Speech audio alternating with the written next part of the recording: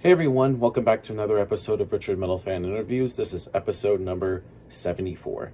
In today's guest, we're talking to John Kevill. He is the lead singer for the thrash metal band Warbringer. Today we're going to be talking about him getting into metal, what made him want to be a vocalist, as well as going through the discography of Warbringer. And also to note, I had some technical difficulties during this interview, so this Zoom interview was actually done on my phone as opposed to my laptop, where I've done all my Zoom interviews, so this might be a little bit weird or different, and there was some slight technical difficulties. So without further ado, let's go talk to John Kevill and enjoy this interview. So what's up, guys? I am here with John Kevill of the almighty Warbringer. How are you doing today, John? Doing all right, chilling out in the garden. Been off for a bit. Gonna go back on tour pretty soon. Pretty excited about that. And in the meantime, the news is my wife and I had our 5-year anniversary, and we got a kayak. So I've taken it out. Congrats, man. It's been real nice. That's awesome to hear. So basically this format is I want to do a rundown of your catalog as well as like your journey as a musician from where you start to now. But before we go into that, I want to dive right back into the very beginning. What were the first bands that got you into metal, and what made you want to be a vocalist? I kind of just, I grew up in the suburbs and stuff, so I kind of had a chip on my shoulder about the expectation. Oh, you're such a smart little boy, all that shit. And aren't you going to go far in business or law school or some shit like that, those kind of things. And so I think, like, even though I was pretty sheltered at a Christian home and all that stuff, so I wasn't supposed to listen to anything like that. And I think that just the knowledge that there was also sweet guitars out there, that was kind of simmering in my subconscious, I think, before I actually knew what heavy metal was, before I knew about like Black Sabbath or any of that. But eventually, just like in high school, it started kind of with like regular popular rock, and then like the new metal that was popular in the late 90s as sort of a gateway. I went to Ozfest in like 2001 as like a 14, 15-year-old. And Black Sabbath was there, and so like that, I got the best of Black Sabbath, and I learned all the records, and I got into Ozzy Osbourne, and then like Metallica and Megadeth and Iron Maiden was huge for me getting into metal, still is. And then from there, at some point, I had some like nerd friends pretty much, and we went ape shit on like this like Russian file sharing website where you could get a fuckload of random music on hard drives for dirt cheap, and that kind of opened the door to all the like random shit in the underground and the different stuff that was going on in metal at that time. So that's kind of how I got into it. It was kind of like nerding out on computers with friends, because I didn't have like too many friends that were into any of this stuff too. There was like 1 or 2 people I knew, and then from there I kind of started to go to a couple shows. First ones I saw that I'd say like are right proper metal shows, I saw like Metal Church at the Ventura Theater, and I saw Iron Maiden Dance of Death tour in theater in LA. Wow. Oh, so, that's a show. Yeah. So that's what kind of got me started, and I thought it was really cool. And I remember Bruce Dickinson took like a 10-foot fall on his back on the LA show. He was off the stage for a good few minutes. Dude came back on, finished it, and apparently got like checked out at the hospital afterwards. But I was like, fuck yes, the dedication to finish the show. Kind of like the opposite of some of the, I don't know, like the Axl Rose type, the stuff he's infamous for in the past anyway, rock star bullshit. But that you got an obligation to the fans. I always thought that was really cool, because like finished the show and I got to see more Iron Maiden, and everyone else did too. So I really liked all that, and then the natural thing one imagines is like, oh, what if I had a band and I was doing that? And so kind of started working to make it happen. Met some people. First, this guy Victor Mikhalcevic, who I was in like a summer school program with, like late in high school. And then he knew people in Newbury Park, which is like 2 suburbs down from where I grew up. And then through them, we met Adam Carroll, and kind of the network of the first demos and records started coming together. And we just like hacked it out in the garage for about a year before we played any shows or demos or anything. Yeah. And were you in any bands before starting up Warbringer, or was Warbringer your first band? First band. Awesome. And you, of course, you knew Adam, but how'd you know all the other guys? Because I believe you all formed in 2004. Yeah, end of 2004, I showed up at John Locke's house because because Victor Mikalcevic, who I'd met in that summer program, knew him in Newbury Park, and that's how John and Andy Locke's how I met them, and then we became kind of the nucleus of the band. And Adam and I and some other early Warbringer members like Ryan Bates, the drummer on War Without End, had a side band which was to some extent the main band for a minute, called Zombie, that had a big yellow logo, and we did a split EP actually before Warbringer released anything. And then the War Without End lineup is kind of like that band and like half of the early Warbringer demo lineup sort of matched together. Yeah. So there's a little saga of like local banding for a couple years, and until the Warbringer EP got some attention and we focused on that. Yeah, but tell me about like that first demo, I believe was called Born of the Ruins, which came out in 2005. Where'd you all record that at? Oh, we play a local studio by the somewhat silly name of Love Juice Labs, which is like a franchise studio. We did the first and second demo of different locations of that. They're like inland California a bit from us. Like Riverside was one of them, and the other one was like downtown. It was like Inland Empire, LA. So somewhere, something like that.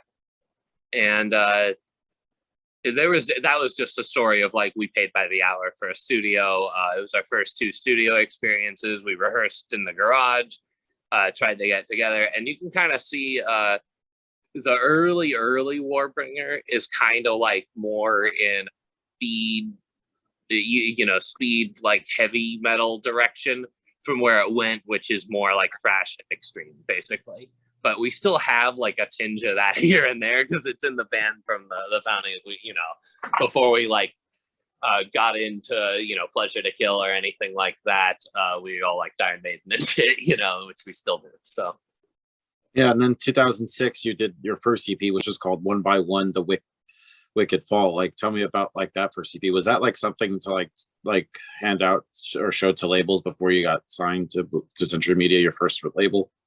So the story there is we started doing shows a little before the Born of the Ruins EP.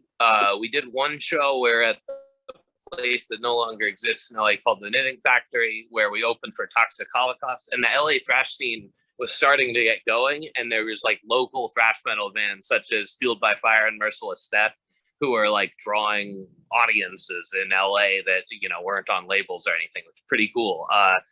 And so that was a pretty exciting time, and that was sort of, and like labels in LA started noticing. So people from Century Media came out to the show to look at it.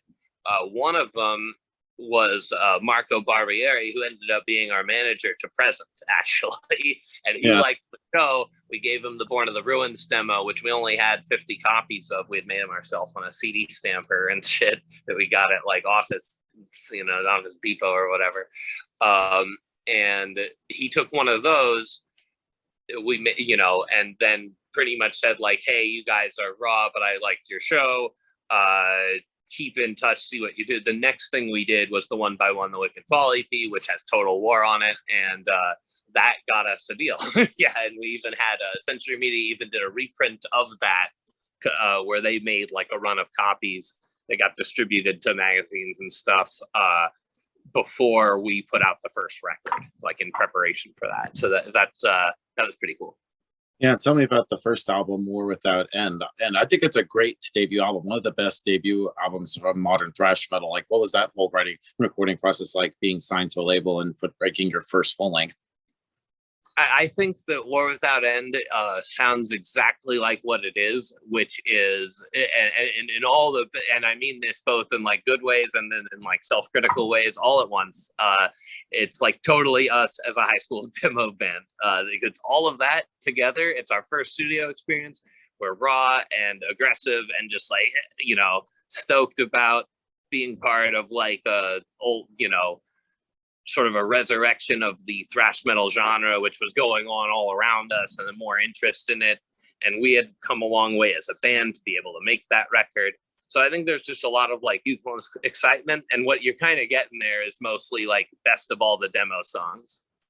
Yeah, because it's basically like the first 2 demos Mine with like 3 or 4 songs we wrote after it, such as At the Crack of Doom, Combat Shock, Instruments of Torture. Those were written on kind of the later end of that, whereas Born of the Ruins is the oldest song that we have that made it to record. That was on the first demo. Yeah. And I guess you wanted to just like redefine it, make it sound more polished than the demo versions of some of the songs that are on that. It's funny. Sometimes on some days I feel like I prefer the EP Total War. It's crazier, I guess. But yeah, it's a good thing. And but the thing is that is by far our sloppiest record. We got a lot because that's the only record we ever made before we toured. Wow. And I know next year will be the 15-year anniversary of this album. Is there like a chance we could get a celebration of that somehow? Maybe throw in some deep cuts. Yeah, I think that would be fun to throw some of that stuff in. I mean, I'm still proud of all our work and records. I'm really happy that, like, I don't know, now 15 years ago, that's crazy. That's half a lifetime ago for me now, which is nuts because we're like a newer thrash band. Shit, how'd that all happen? Yeah. But yeah, so now that's like it's funny too, because it's a snapshot of me who's now been doing this half my life, like right when I started a band. So it's cool. It's a really interesting thing to look back on our first record now when it's like so much time has passed and people love it. So that makes me really happy. That's better than I ever thought the legacy of that record or anything we did was really going to be. And at the time we were starting it, I was so excited and gung-ho about the whole thing. I was just like, I just want to go jump off a cliff and play a show every single fucking day of my life, and we pretty much did that for several years. And led to where we are now. We're kind of like an established sitting act that just like, it's been a couple of years since our last record. And we're like, it's fine. When we put out another one, we will. That's, Yeah, and then the next album, Waking into Nightmares, I think it was a good album. Like usually with the first album, you have your entire life to write it, but with this album, did you feel like pressure to follow up War Without End? Yes. Furthermore, that's the record we wrote in an incredibly short time and with new members kind of stuck in, and still is a very new band. So we toured War Without End starting very beginning of 2008. We did 3 tours, which was it was Exodus and with many other bands, Goat Horror, Arsis, and someone else I'm forgetting. But yeah, so we did that. Then we did Nile, both USA, back to back pretty much. Then we went to Europe also twice in a row. So with Napalm Death and Suffocation, sharing a bus the first time, that was a really fun tour. Going on tour with some metal legends like that, as very young dudes ourselves. It was very cool. But Ryan Bates, the drummer on the first record, quit on after that, and we had another tour going back to Europe in a month, which included our first performance at Wacken. So we did not want to skip that, and we're suddenly down a member. We also, Andy Locks, from the bassist on the first record, wanted to finish high school, which he did. That's how young we were. The youngest guy was still doing that. Oh, wow. And we finished the first record. Yeah, not when we started the demos. And I was in high school when this came out. I was like 15. Yeah, I think I was like 21 and a half, 22, something like that by the time that comes out. Yeah, we were pretty young. 35 now. I'm 28. But we had Nick Ritter join. It was a very special drummer, very technical player, more like into a lot of prog and just crazy drum shit, basically. And we needed him to learn all the War Without End stuff really fast, so we could get it on the stage in Europe. And he made everything faster because he had to make everything crazy on drums, and the way to do that with thrash was just to play it like stupid fast. And he did certain fills that are pretty distinctive to himself, this double China thing. He had a unique kind of drum setup. And the guy was a really talented dude. He was a little older than us. He was like 27, 28 when he joined. But he was able in like 3 weeks to a month to learn the whole set, jump on a plane, go to Europe, do the tour. And then we wrote Waking into Nightmares right after that. And it wasn't a smooth process. The band was not used to living on the road at this point. People were being jackasses and doing stupid shit, mad at each other. So we were definitely not the professional, well-oiled machine we've become through doing this a lot. And that made it like difficult and less fun a lot of the time. So Nick Ritter and I would like bonk heads a lot, but we did great work together. And like the guy definitely upped the level of the band because he was just a way more experienced player than us, who were like, you know, garage band thrash players. And he had been like playing drums for a while.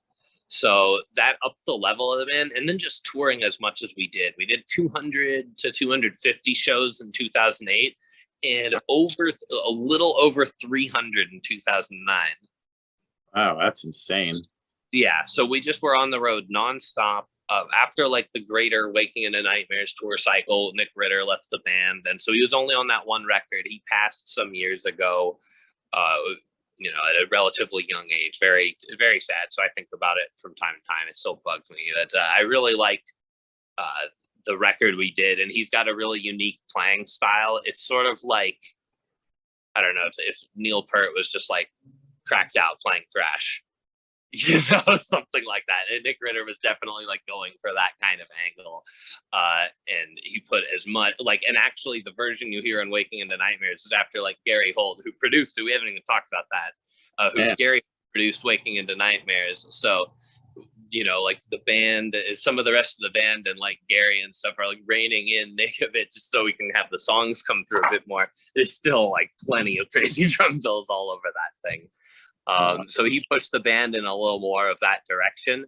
And also I think the record is just a little more extreme metal, a little more like death metal-y crunch on it and stuff than the first record. Wouldn't say it crosses into that genre, but it's a little more like tinged with it, like some of the later 80s and early 90s thrash is. And just as a more like tight and focused effort. And I think the songwriting too, in you know, in the opposite of what I just said, is kind of the most chaotic. There's stuff Severed Reality was just like really sudden tempo changes, and we're kind of leaning into that sort of feel. So kind of a unique record from us, and I think it really changed the band, because I think War Without End is just sort of like our love letter to all the metal we love, you know. And I think Waking into Nightmares is when we now have the question of, okay, you like old metal, you did a cool old metal record, like what do you do to set your band apart? Because the criticism of us, as you know, for our first several records, was that we're you know, a rehash of 80s thrash because we're clearly influenced by it. So the challenge and the artistic challenge for anyone who wants to basically play any existing style where great music has already been made is that you have to somehow find a way to like synthesize what's good about it and yet create memorable songs that are distinctly different from the ones people know and have your own persona and identity and all of that. So I think Warbringer's career has been kind of like sharpening that down to do that, basically. Yeah. And so Waking into Nightmares, I think, important step in that, because there's some stuff in there. I think Nick Ritter pushed the band to like not be to stand out instrumentally and musically, I think. Yeah. And then the next album is World Torn Asunder. I love this album. What was that like, going from World Torn Asunder to Waking in Nightmares and World Torn Asunder? Or what was that whole like, going from one album to the next? So for me, I think the World's Torn Asunder, and I think that that's where we're kind of trying to just like refine the songwriting process that we do. And I think like we have like Living Weapon on there, which is one of the best like straight Warbringer songs. Everybody likes that one, seems to. I do. Yes. And I think the whole record's strong as hell. And I think just in general, the songs like as songs are more like polished and tightly written. And I think that's been something we've been pretty strong on ever since. It's less chaotic in the arrangements than Waking into Nightmares. And kind of stylistically, it's a little bit sort of sitting between the first two records in terms of its color, I would say. It's also when Carlos Cruz enters the band. He's a really important member for everything going forward from here. He wrote Echoes from the Void on this one. And generally, I think kind of brought... he had the chops to do the Nick Ritter stuff, but he's a little more rooted in like thrash and extreme metal, basically. And as time went on, Carlos, like, because John, this is the last record. where John Locke was like the main writer. So Carlos on like 5 and 6 just into that role, but up to 2 to 3 songs on every record as well. But I really like Worlds. I don't know if you froze there. I really like Worlds. I think it's a strong as hell record. I also think that that's when my vocals start to sound more kind of like how they do now. You know, I got the like grown up, oh, I'm in my like mid-20s now tone. Yeah, just natural evolution.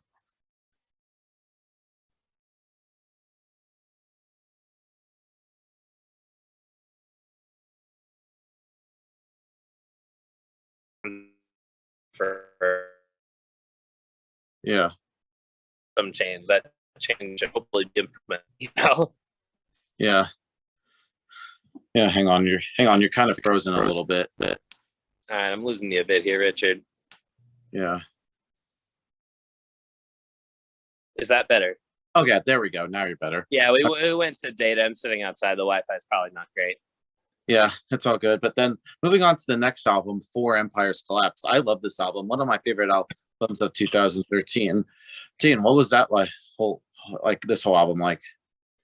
So Empire's Collapse, by this point, we had done the first 3 records touring pretty much back to back record tour, very active as a new band. And Empire's Collapse, by that point, the band is like fatigued and out of it. John Locke pretty much wants to quit and wants to put out a record. We had a 4-album deal. This finished it, you know. And it was a reaction to that. And then also kind of being sick of sort of how like we felt as a band that we had done stuff that was pretty distinct to Warbringer, that you could tell a Warbringer song apart from a Slayer or a Testament or you name it song, you know. It was pretty distinctive by that point. And that sort of like we were still getting lumped in as if we weren't doing that, you know. Like there's stuff like Demonic Ecstasy on the end of Worlds Torn Asunder, stuff that you couldn't peg squarely in the thrash genre, stuff like that. And just so Empire's Collapse was also sort of the record where it's like, okay, here's sort of like, we're going to go just as wide on our influences as possible. John Locke brought it and wanted to do a bunch of like punk and hardcore influence stuff, which you can hear on like One Dimension, Scars Remain, songs like that. There's also some more elaborate, like progressive and melodic arrangements, like the whole middle of Hunter Seeker, or like Towers of the Serpent, or Dying Light, or tracks like that. Horizon, the first one, and just more of a dark melodic element kind of all over it. And there's a bit of it's the only record where we've really done what you might call genre roulette, either, you know, where it's kind of like, oh, you know, conscious different styles on different songs. So I think it's a really interesting record. I think the production kind of let it down. There was a switch from the producer, Steve Evans, not doing the mix and master. We found a guy at the 11th hour. So that was, I think that brought it down the overall thing. And also just the band didn't tour it. We did like 1 tour on it in the US, 1 tour with a half filled in lineup featuring just me and Ben Motzman and Adam from the record in Europe. And the band basically went silent for a few years. Yeah. So it's kind of could never be my favorite record just because I kind of associate all that with it. And even the album cover is like that mood, like, oh, I've done this so long. Why? When will it end? You know, to what end? All that kind of feeling that was around it. And John Locke did quit. So I thought for a while that like that's it for the band. Our key writer is out. What am I gonna do? I don't play. You know, I just write ideas. Yeah, and I know next year will be the 10-year anniversary of this album, and it's crazy that you've pretty much evolved from this to Weapons of Tomorrow, which we'll get to in a moment. Yeah, I think it turned out you're 10 years on that one. Jeez, man. Yeah, anniversaries. That was like next year, like the debut and Empire's Collapse. Yeah, so we like the first 4 records all came out within a pretty short period of each other. And then there's this long hiatus from 2013 to 2017. That's because we had to basically reforge the whole band because it was just me and Adam left by the point of the last tour. So, which was in like winter 2014.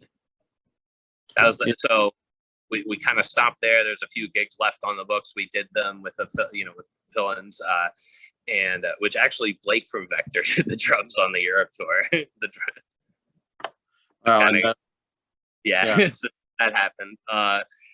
But so the band crumbled. That was really a bummer for me. I had to like rethink my whole life and who I was and everything, because I hadn't done anything since high school other than tour relentlessly.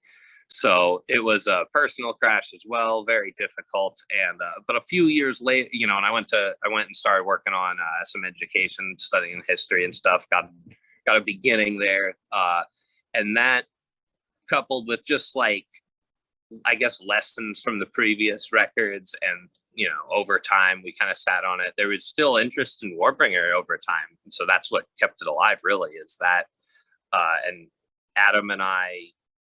Eventually Carlos recontacted with us. Adam and I had been doing a couple shows. We had found some local musicians, and we played a couple gigs in Southeast Asia and Latin America, actually, and a couple local ones under different names. So which we played as Borflinger and More Winger because we couldn't announce more at some random clubs in Ventura County.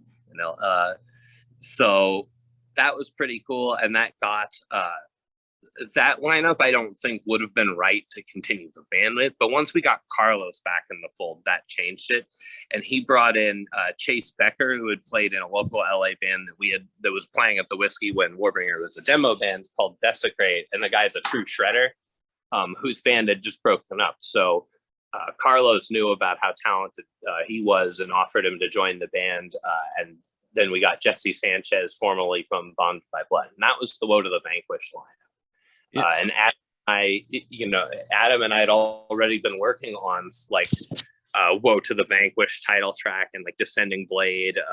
A lot of the riffs for that stuff were already written, which is cool. Yeah. When you had the new lineup, they had to listen to the past albums like War Without End and Waking into Nightmares and stuff and be like, this is what you need to do? Or did you wanted them to bring their own mix into Warbringer? Well, we did basically by the time we ended up with Vanquished, it was more about me, Adam, Carlos were really solidified as the main songwriting team. And Chase Becker just wrote fantastic solos. We didn't have to tell him anything. He did really good work for the leads, which was his focus as a player. So he just understood. He was on the page from the get-go. And I think he did some of the best lead work we have in the band on both the records he was on. But Carlos and I threw in some conceptual song ideas. So we wrote a couple off the lyrics, Silhouettes and Guns Fell Silent. Started at a concept or an idea, then developed into music. Then other stuff went the other way. Carlos gave me a demo of a whole bunch of riffs that just happened to have the Remain Violent riff in it. And I was like, what if you got rid of every other riff? And that turned into Remain Violent, which is kind of the hit single of Warbringer's career so far. And I think for good reason, it's a killer live number. So we had and then I love the way the record kind of goes from sort of a brutal thrashing front half to a more melodic, dark, kind of despairing side two. So I like that about it a lot as well. And as far as the kind of look back onto the records that you asked, we wanted it to be after Empire's collapse, we wanted to kind of retain some of the expanded horizons of that record, but also burn as hard as Waking into Nightmares or something does. Yeah. That was kind of the intent on this one. And that's why the whole side A is pretty darn relentless. And just why it is the way it is. And I felt good too about the lyrical direction, because it's more trying to do history, but no dates, names, places, but more just the sort of human perspective on it. And I really like the Woe to the Vanquished lyric, how that came out, where it's the cruel legionary master talking about raping and pillaging the village, and the message of the song being, well, if you're too weak, what are you going to do about this? This is what you see in the histories, is this everywhere across all time, that kind of feeling. And I think that's a good way to go, and I really enjoy writing that kind of stuff. And it's also sound like when you perform it, it just feels so like evil and spiteful. Yeah, and I do agree. And I feel like it combines like a lot of like thrash and atmospheric elements. And did you find it like more easier to experiment with Woe to the Vanquished? Yeah, because I guess we did, right? We got When the Guns Fall Silent on there. That's off of. I went on a couple of years like reading several books about World War I kick, and you kind of see on the last two records you can see it with like Guns Fell Silent, Glorious End, stuff like that. Something about that hit me on sort of an emotional level, just the squander, the waste, and the cruelty of it all. You know, I wanted to get some of that into songs somehow, and I wanted to do high concept shit like Iron Maiden too. So, you know, but in a thrash concept. So it's sort of like Maiden plus like some of the bigger songs on Justice for All plus like Bathory, you know, some of the epic Bathory stuff all kind of in a you know, together. That's sort of where we're going with that. But yeah, I think at this point in the band and where we are, we have to do stuff that's experimental, because if all we're gonna do is crank out like 10 more bangers, the odds are they're not all the best one, you know. Yeah. So you have I think for a band where we are to do the quality records that we're trying to do, we have to really you know, have the record go places, do different things, because you guys already know we're gonna have like some fast bangers in there and like cool riffs. So what can we do that's like progressing on that, that's building on that, that's making it different from the last one? Yeah. And do you usually think of ideas and the rest of the band writes according to that, or do you need music in order to like come up with a song? It goes both ways. In the last two records, we have some like Weapons of Tomorrow Fire, the opener and the closer again started with lyric ideas, and then the music kind of got built around it. Whereas a lot of other songs, we get the music like almost all totally written, like Crushed Beneath the Tracks, for instance, all front to back. Carlos has just like written it, and I'm like, okay, let me put a lyric to that. And I think the willingness to work both ways is good, because you can kind of just, if anyone gets a good idea going, we try to get everyone else to sort of rally around that and make it happen. Because, you know, good ideas are in short supply, right? We've already got 50 something songs out under our belt. How do you make a number 55 also interesting and cool and not totally redundant with any of the many others you have? And that's an increasing challenge. But at the same time, it's kind of exciting because you have to push yourself to do so, both on a idea, concept, lyrics level, as well as just the riffs and the music and the songwriting and the structure. Yeah, and I love this album, the latest album, and I feel like it's a great soundtrack to the current times that we're in, or pretty much we're in. And I'm definitely leaning more towards, which is cool. I think Woe to the Vanquished kind of definitely has its eye on like the past of civilization and stuff, whereas Weapons of Tomorrow has some of that still, but more is focused on kind of the dystopic feelings of modern society. And I think that's probably where I'm going to go on the next one a lot more, because living in LA through all this, you feel it, you know. And there's a lot of like grim questions facing human civilization. Anyone of roughly you know, under 40 that's going to have kids who knows what's going on in the world has to ask themselves, if I do this, is it a crime against those children to bring them into what they're going to have to deal with, you know, in terms of both the climate and potential like civilizational reduction or collapse, as well as like the individual soul crushing conditions of modern life and the rampant and crazy corruption and inequality that's everywhere, that's just so entrenched that it seems like there's no hope of it ever changing. So all that's the modern status quo. And I think while we're on this subject, that's a lot of the reason people connect to angry metal in the first place, is because all of that shit is true. Yeah. Yeah, and pretty much since it's been 2 years since Weapons of Tomorrow, when can we expect some new music for Warbringer? Have you all started working or have been working on the next album? I have song ideas. There's some stuff floating around in a general direction in place, but to be honest, we haven't felt like we're really able to do that yet because Weapons of Tomorrow hasn't been like toured or supported due to COVID. So we just did that for the first time. We were opening for Max and Igor Cavalera doing Beneath the Remains in a Rise set. So I saw that at Maryland Death Fest, and it was amazing. Yeah, that was fantastic. So we're very happy to do that. Great tour, great times. Really happy with how the band's playing. We're trying to pretty much return as if we just had made, as if Weapons of Tomorrow came out yesterday, because we need to tour that record.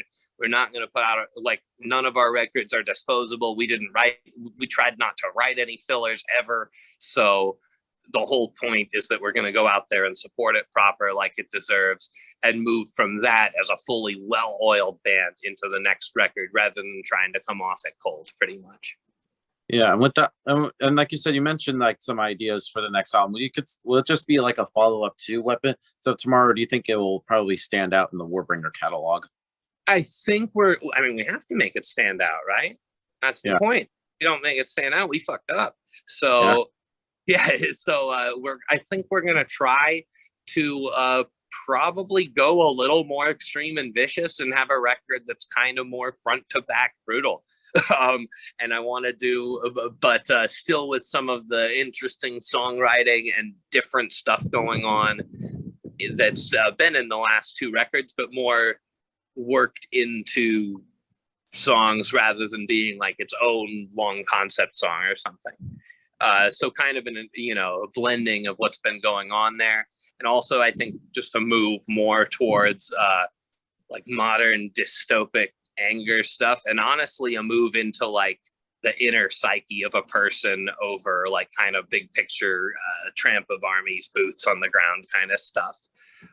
Because I think that's just right what and I've been sort of cooped up and locked in, unable to perform with my band or anything, and I was a math teacher for the last 2 years, believe it or not. It was good, I liked it, but it's not what I wanted to do for my whole life. I studied history, I wouldn't know what chosen to teach math, but everybody got it. So I was doing that, and that was my life, and I was so distant to the metal stuff. When I went back on tour, I was like, I gotta remember who the heck I am and that I used to do this. Oh, can I still do it? Can I still hit all the shrieks when they need to? Some of them are a bitch. Stuff like that a lot of insecurity around it, to be honest. So I'm really happy the band did as well as it did on the last tour. And everyone just played phenomenal. Everyone took it super serious. I think we had so long where this was kind of like withheld from us because we couldn't tour due to COVID and all that.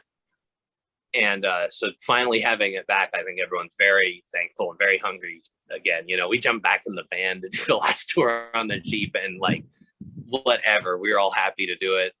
Everybody shared the touring responsibilities and lived together well and played together well, and nobody fucked around regarding the show in the slightest. So I think where the band is now, that's kind of where we have to be at in order for it to still be fulfilling to me. Is I have to feel like, we're putting on as good or better of a thrash metal show as you can see from like fucking anybody at this point.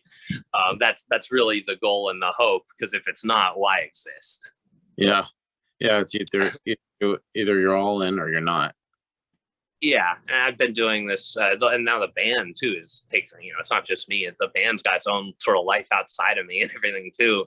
So as I write stuff, I have to think like, is this right for not just myself, but the version of myself that is the evil voice guy, character that I've developed that sings for this band. The sort of persona and everything. I have to think about like the words coming out in that characterization and make it fit in a manner to my liking and stuff. And it's fun to push it all forward. It really is. It's a real gift to be able to continue my band from forever ago and to keep making art, and I never had to fucking cut my hair, nor do I plan on it. And still be out there hanging. It's really sick. I gotta say it's a great gift from the fans, from the metal community, to basically to like our riffs and solos and shrieks, and to come to the shows and support the band and make it something that we actually could carry on this long. Yeah. Cool. Yeah, and kind of like going into songwriting. As a vocalist, do you need to hear music in order to come up with lyrics, or do you usually have like a lyrical concept in mind that can help determine the outcome of the music itself? It goes every way, and if I get an idea, I won't vet it based on where it came from. I'll take anything that pops in my head that I think is good. Very often, it's like a word or a phrase that I'll start around and kind of develop a concept about it.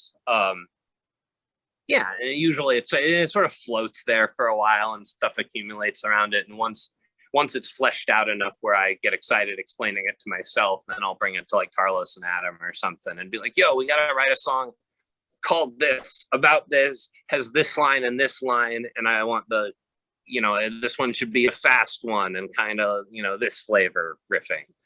So it can go that way for sure. And other ways, I got to sit there and like listen to the same riffs a bunch of times until I come up with something I think is good enough. And it suits it well. I try to come up with words that like in my, gel with the flavor of the riffs in the song. And when we're coming up with riffs or words, it's got to go that way too. So everything cohesive, and that idea of the sense of song, like this song is this, it's doing this. It's based around like this set of riffs, or it's based around like this set of ideas, or, we have to synergize those two things. It's all about bringing all that together, and we'll take it whichever direction it comes from. We work from music and lyrics, and I'm always trying to sharpen the lyrics, make them economical. I use more of the I lyrics lately in the last couple of records, because I think that's a good way to kind of personalize some of the impersonal, big like power stuff that I'm trying to talk about, to bring it to the level of an individual who's experiencing it. So I think that's definitely a better like lyrical tense than you, especially when you're trying to write about stuff that could be considered political. Yeah. It comes off less preachy when it's the I rather than the you. I've noticed that. So that's something I've consciously been doing a lot for anything, trying to tap on any of that stuff is leading to that. Yeah. And do you tend to leave your lyrics open to interpretation, or do you try to engage the listener in what the messages behind the songs are about? I think the second for sure. I don't try to be too on the nose, but it's usually supposed to have like ironic sarcasm about stuff in it, pretty much. And very often, like in Woe to the Vanquished is a good example of sort of taking the role of like the voice of the evil power. So it's not like, it's sort of like almost rejoicing in the evil it's doing from a first person perspective kind of thing. Like, this is what we're going to do to your village, and this is why, kind of stuff. I definitely try to get a specific concept across and a specific idea. For me as a lyricist, if it's like totally vague, then I've kind of like not done my job well enough. I have to because I want to like tell you what the song's about without telling you like Remain Violent does not have like the line police, or, but it about instantly. I think the color of the song, the flavor, and just the wordage makes it apparent quite immediately. There's no, this is about World War I in When the Guns Fell Silent, but I think if you put it all together, it's pretty clear, stuff like that. Yeah, and kind of like switching topics, like is there playing live? Is there like a similar energy to playing live as opposed to recording for a CD, or are they kind of like almost two separate entities? I mean, of course, there's a different energy to it. It's totally different settings. So it's the difference between kind of the meticulous craftsmanship of hammering it together and just sort of like the thrill of sort of riding by the seat of your pants, and everyone's got to work together to really nail the songs, which is really cool to see happen, because right now we have like the best set of players we've ever had in the band, and everyone's really able to bring out like pretty much studio level versions of all these songs night after night. So something we're all very proud of, that we worked hard, every individual and the band as a whole has worked towards. I don't know if I prefer one or the other, because like, why pick favorites? it's great making records and it's great playing live. You know, I like to do both. You couldn't like meticulously craft every detail like you can and come up with the blueprint in the first place exists in the studio. What you do live is determined by trying to like recreate, at least the way we do it, our kind of band, is we're trying to give basically a completely like damn near, you know, perfect recreation of the studio version. So the arrangements we make in the studio often have live in mind. And yeah, that's just how we do it. we couldn't have the live show without the studio writing and crafting experience, because the songs change through that. They're not totally the same things that went in before we actually spent a month sitting there trying to record them.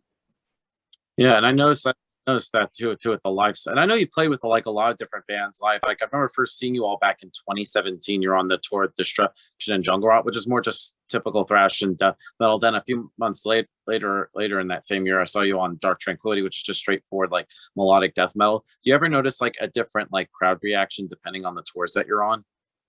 Yeah, sure, a little bit. But generally, if you're at a metal show, you probably like metal.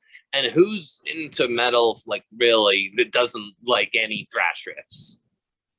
You know what I'm like? If you hear there's like a sweet fast riff and it doesn't even get you to a metal, like, no, do you like metal or what? You know? So I find that it's like, it's pretty easy sell for almost any metal audience, because it's like fast riffs, anger, and headbanging with shredding solos and some melody stuff in there, you know. That's pretty much what we're bringing to the stage most times. So if we can do that with damn near any band, I mean, at the end of the day, I see it like our live show is good. Yeah, we should be able to play to fucking any crowd who likes guitars, basically. Yeah, if they don't like it, it's on them. You know, my job is to go up there and do what we do as well as we can, and I can say that I think we do a great job of it, and we don't really have the problem of playing to crowds that don't like us. I can't remember that being our issue. Yeah, you could do like an insane tour where you open for fucking Nickelback. I think that would be crazy. Yeah, Nickelback wouldn't bring us because they'd look like chumps, man. No, I mean, you know, we're gonna shred, dude. Yeah, and the final question I wanted to ask you is kind of like going back on the songwriting, because I know on what are the Vanquish, you had songs that are like 5 minutes, and the longest minute song was like 11 minutes long. But for you, how do you know when a song is done? You kind of get there through the playing of it, and you listen to it. Honestly, you got to judge your own work as a artist, as a listener. Like, if I heard this, would I think it's sweet? You know, that's the ultimate test. That's how you know if it's done or not. Yeah. And so before we go, I just want to thank you for this interview. It was a great conversation. There's just anything else with Warbringer that you would like to promote in terms of like tours, new music, and anything? Yeah, we're shooting a music video for Weapons of Tomorrow. I know, 2 years later, we're doing it this weekend, actually. So getting ready for that. And that's going to come out as kind of a second wind on the record to support the upcoming tours. We have 2 announced so far, with more on the way, and we should be doing it into next summer, trying to make a good lap of US, Europe, and some other places. We also got Mexico announced for 4 dates in the fall. So keep an eye out. You can check the site or the social media pages or whatever.